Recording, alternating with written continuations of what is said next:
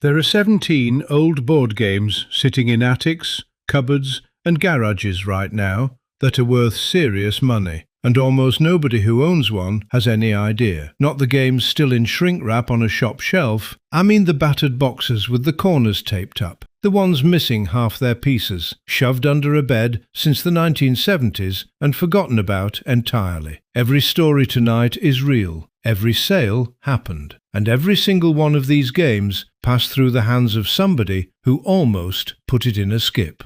The one waiting for you at number 1 isn't a board game most people would even recognize as valuable, and copies of it have sold for tens of thousands of pounds because of 3 tiny pieces most owners threw away without a second glance. I want to be straight with you before we go any further, since false hope helps nobody in this trade. Most of what's in your loft is exactly what it looks like. A game with half the counters missing, worth nothing to anybody but a landfill. I've cleared more houses than I can count, and 9 times out of 10, the games go straight in the bin pile with the magazines and the broken lamps. But every so often, in among the ordinary stuff, there's a box that stops a valuer in his tracks.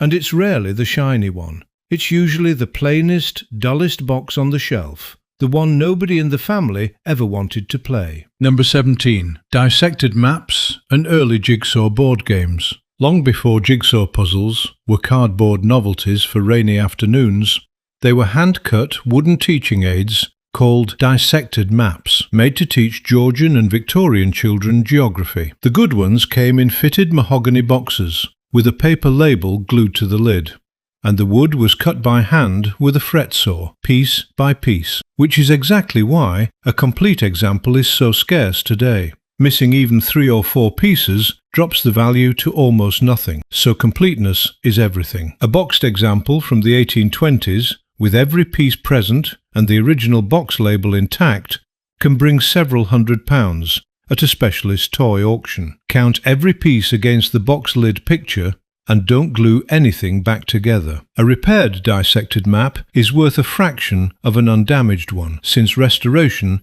is instantly obvious under a loupe. Number 16. Old Ouija boards, the mystifying oracle sets. The Ouija board most people picture from horror films started life as a perfectly ordinary parlor game, patented in America in the 1890s under the name Mystifying Oracle. Early boards, produced by the original Kennard Novelty Company, with the distinctive sun and moon border and the word Ouija printed in an ornate arch across the top, are the ones collectors hunt for hardest. An early boxed example in good condition, with its original planchette and instruction sheet, can sell for well over £1,000, and the earliest hand-lettered prototypes have gone for many times that at specialist auctions. Check the border pattern and the maker's name printed along the bottom edge, since dozens of copycat companies produced near-identical boards in the following decades, and the difference between an original and a copy is often a single line of small print. Number 15. Pre-war tin and wood horse racing games. Between the 2 world wars, tabletop horse racing and motor racing games with hand-painted, lithographed tin boards were enormously popular parlour entertainment, complete with tin horses on tracks and a spinning dial. Almost all of them were played to destruction, the tin corners bent, the paint chipped from decades of small hands. A boxed example with its original tin horses, undamaged lithography, and working spinner mechanism can bring several £100, since so few survived intact. Check the underside of the tin pieces for a maker's stamp,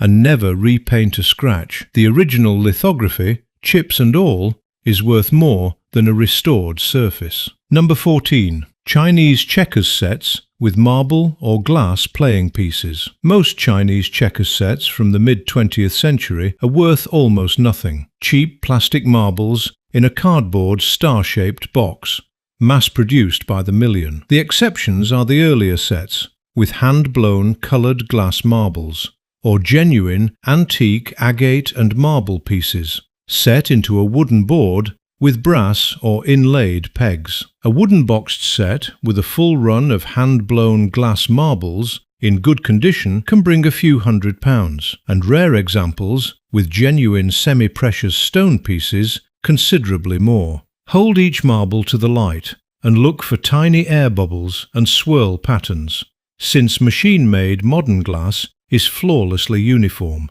while hand-blown glass never is. Number 13. Antique card and tarot decks in fitted boxes. Old packs of playing cards are usually worth pennies, but hand-coloured transformation decks from the 1800s, where the pips of every card are cleverly worked into a tiny illustrated scene, are a different matter, along with early hand-printed tarot decks made for parlour fortune-telling rather than modern occult use. A complete transformation deck from the mid-19th century, every card present and the colours unfaded, has sold for several £100s at specialist card auctions, with rare full decks in original boxes reaching into 4 figures. Fan every deck out on a table and count the cards against the suit, since a deck missing even one card from a matched set loses most of its value in a single stroke.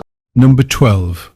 Early Trivial Pursuit prototype and first run sets. Trivial Pursuit was dreamed up by 2 Canadian journalists in 1979, and the earliest hand-assembled prototype sets, made before the game found a publisher, are among the most sought-after pieces in modern board game collecting. A small number were given to friends and early investors, with hand-typed question cards rather than the printed ones everybody knows. A verified prototype set has sold privately for thousands of pounds, and even an early first edition Genus edition box set from 1981 in undamaged condition with all 6 wedge pieces present brings a solid sum among collectors. Check the copyright date printed on the underside of the box and the style of the question cards, since the earliest print runs used a noticeably different typeface from every reprint that followed. Number 11. Backgammon sets with inlaid wood and bone or ivory pieces. A plain folding backgammon board from a charity shop is worth almost nothing, but a heavy set with genuine marquetry inlay, hinged brass fittings, and pieces carved from bone or antique ivory rather than plastic tells an entirely different story, particularly if it carries a maker's mark from a known cabinet workshop. A well-preserved 19th century inlaid set with its original pieces and dice cups has sold for several hundred to over £1,000 at auction, with exceptional examples reaching considerably higher. Open the board fully and run a finger along the inlay lines, since real marquetry has slightly raised, textured seams that printed plastic imitations never do, and check the weight of the playing pieces in your palm. Bone and ivory sit noticeably heavier than plastic.